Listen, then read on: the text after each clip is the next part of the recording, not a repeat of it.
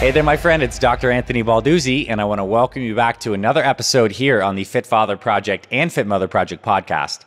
In today's episode, I wanted to dive into the topic of how our health routines and our strategies must change as the seasons of the year change. At the time of recording this here in the United States, it is November, and winter is setting in all across the country, which means a couple things. It gets dark a lot earlier, it's a lot colder outside, and this is changing the different kinds of environmental pressures that interact with our health routines. Now, let me back up for a second before we get into some of the specifics that I want to share with you in today's episode. The big picture idea that we really try to nail home with a lot of our content, our episodes, and our programs is the fact that you must establish a personal health routine. You must have a rhythm with your nutrition, meaning you have a meal timing schedule set up. You know when you're eating your meals on a regular schedule. You're going to figure out some of your go-to meals, the right kind of meals you have for like a go-to breakfast, maybe a go-to lunch. You got to have some kind of exercise rhythm in your week, so you know how many days you're exercising and the kinds of exercise you love. That routine is key, and that is the through line throughout your year. Your routine is your structure, and when you have the structure, you can be consistent, and when you're consistent, you can create and sustain long-term health. But if we just looked at that in isolation, it doesn't respect the fact that all of life is dynamic. Things are constantly changing. So we have structure, but that structure needs to actually interface with the dynamic nature of our lives. And one of the main reasons and one of the main, aspects of our lives is the fact that our years run on seasons. So the stuff we may be doing in the summer when it's warm and sunny outside might be different than the stuff we do in the winter. So I want to talk about that because I think in particular in the Northern Hemisphere, this winter time is a time where a lot of people get into trouble with their health. They're often less active, they're not outside as much, they're eating more sugary foods, and this is a symptom, not the root cause. It's a symptom of people not being able to adapt their health routines to the new changes and pressures of a colder climate and darker environment. So let's talk about it. In looking at how you can adapt your health routine in the wintertime, I think we need to look at three areas: your sleep, your movement, and your nutrition, and I want to talk about these things. First thing that's important is let's look at sleep and circadian rhythm. When it goes into the wintertime, wherever that is for you, depending on where you live in the world, and it's getting darker earlier, that can lead to some changes to your circadian rhythm. So I think the key thing here is to become conscious what kind of choices you want to make about your bedtime and your wake-up time. It could be different than it is in the summer. I know for me, at least, in the summer, I might get up at like 5 a.m. when the sun is rising very early. In the winter, I might push my wake-up time to more like 6:30 a.m. because I like to wake up sometime around the sun. Not to say you have to necessarily make a change, but I think it's important to look at how is the light and dark cycle affecting your circadian rhythm? And are you going to make some changes during the winter season to shift your schedule a little bit? And if the answer is no, you want to stick with your same schedule, that is totally fine. But then we need to understand that this new schedule is operating with a different darkness. So if you're used to working out in the evening and it used to be light in the summer, now you're working out in the darkness in the wintertime when it's like dark around 5, 6 p.m., just know that this is a variable that you need to build into your understanding of your routine. Another thing that's very important as it comes to circadian rhythm is in the wintertime, we're not getting as much vitamin D. And vitamin D is so important for your immune strength, for your mood, for your overall well-being. And there's actually something called seasonal affective disorder. They call it SAD, where basically people get depressed during the wintertime. And one of the big mechanisms and reasons why this happens is low vitamin D.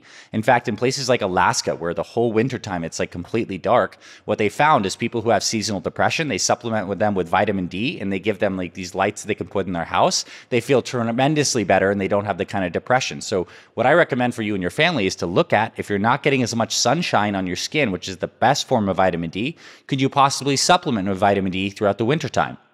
A good starting point might be 5,000 IUs, which can be taken safely for a super long time. So you could take 5,000 IUs of D3 throughout the wintertime, and that will just help with your circadian rhythm. It'll help make sure you're getting good D3 production. And I think it's just something that's really good and important of note.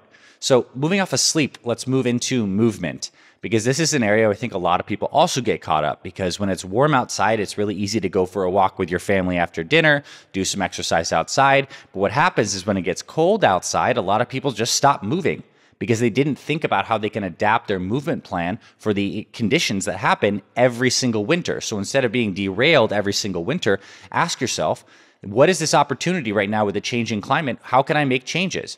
So maybe it is harder for you to get outside and do the outside exercise that you like. So maybe you start doing an in-home, at-home workout routine. You get some weights in your garage or in your living room and you do little at-home workouts like our Fit Fathers and Fit Mothers do in our programs. Maybe there's a new hobby that you can do in the winter that you do enjoy for moving your body. Maybe you do like snowshoeing if there's lots of snow in your area. Maybe you do still like to get bundled up and take a walk.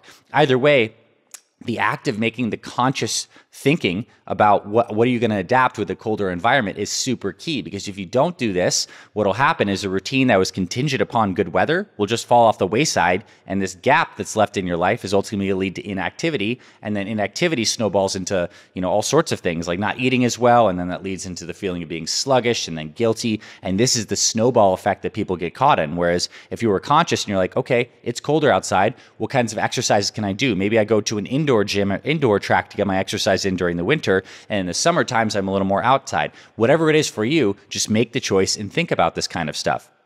And I got to say this too, just because it's colder outside, keep your body moving through the winter. It's going to help your mood. It will help your metabolism. When you stop moving, this is actually some early research I learned about like over a decade ago that really shaped my thinking. What they found is that if you don't meet like a minimum activity threshold every single day, your body doesn't regulate its hunger hormones that well. So if you basically stop moving, you're more hungry all the time. But if you reach this activity threshold, your body and your brain is able to maintain better levels of this hormone called ghrelin that stimulates hunger. So you want to move enough in the wintertime, and you cannot let cold be an obstacle. You got to adapt your plan, right? Your plan can't stay static. The principles stay static, but the plan adapts with the season. So that's a little bit about movement. How are you going to change that? Now, on the nutrition front, I think there's a lot of good opportunities with every season, because the cool thing is like eating fresh food that's grown in season is a great thing to do for your health. It gives you lots of variety. You get to try new things. So in the wintertime, what kind of stuff is growing in your local area? Well, in terms of fruits, we have a lot of core fruits like apples and pears, and citrus fruits are great. So maybe you start incorporating more of those into your routine during the wintertime. Things like root vegetables, cabbage, broccoli, all the tubers, certain kinds of squashes. Maybe you start incorporating more of those as some of your go-to carbs into your life. Maybe you start making more stews and broths and different things like this that are nice and warm and nourishing and very good for you. That could be a wintertime staple. So there's some new go-to recipes that you can introduce into the winter that give you some more warmth, that are delicious, that give you the holiday feeling, but are still super healthy. If you start to ask yourself these questions, you're developing a plan, not just a plan that's consistent every year, but a plan that has slight variations in spices that meets you at all the different demands of every season. And I think this is what also makes it really fun to stick to health, because we want consistency, but we also need variety, and every season gives us a chance to try some new stuff. So how does your nutrition change over the wintertime? What are some new recipes you're going to try? And also, what's staying the same? Maybe if you're one of our Fit Father or Fit Mother program members, you're going to stick to your morning shake. That becomes like a staple of your routine. And maybe you still stick to your same kind of lunch, but dinners might be a little different. Maybe they're more of the stews and broths and slow cook kind of recipes that are really great. So these are just some ideas. Another thing I think is important about like the holiday season, the end of the year, this winter time, is that there's oftentimes a lot more sugar and processed stuff around, because a lot of people do the cookies and the candies and the gift baskets and these different kinds of things over the winter. And I'll tell you this, it's fine if you have these things on occasion, but I would certainly warn you if you allow these things to sit into your house where you're getting exposed to them every single day. Look, it's fine to have some gingerbread cookies if you go to a party, or to have a little bit something extra and different that's not quote unquote healthy on a free meal once a week.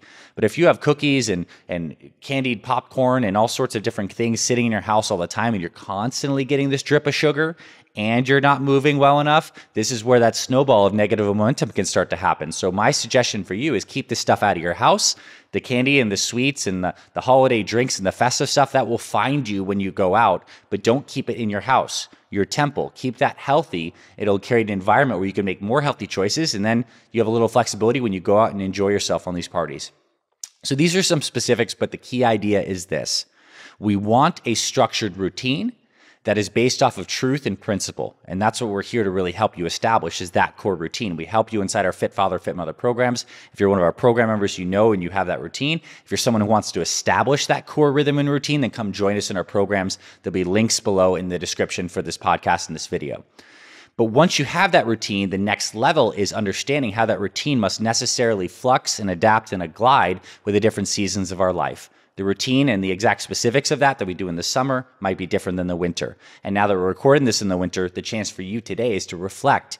What kind of changes do you need to make to your routine? The subtle shifts with your sleep, with your nutrition, and with your movement to make it so that you have less friction this holiday season, that you're able to stay on track, that you're invigorated and passionate about your routine, and that you get to really just meet this season of your life this year with a routine that's adaptable. And then, of course, will start to change as weather starts to warm up in the summer. We start to change and do the next kind of flux. I want you to reflect on this today. This is what's going to help you really stay on track. Because look, the same kind of thing is going to happen every single year for the rest of your life. You're going to hit another winter, and you're going to need to have the skill set to be able to do this. It's subtle. This is not the science of getting healthy. This is the art of getting and staying healthy, and you need to both, the science and the art. So this is the art, and I want you to start to reflect and think about this today, and I hope you found this valuable.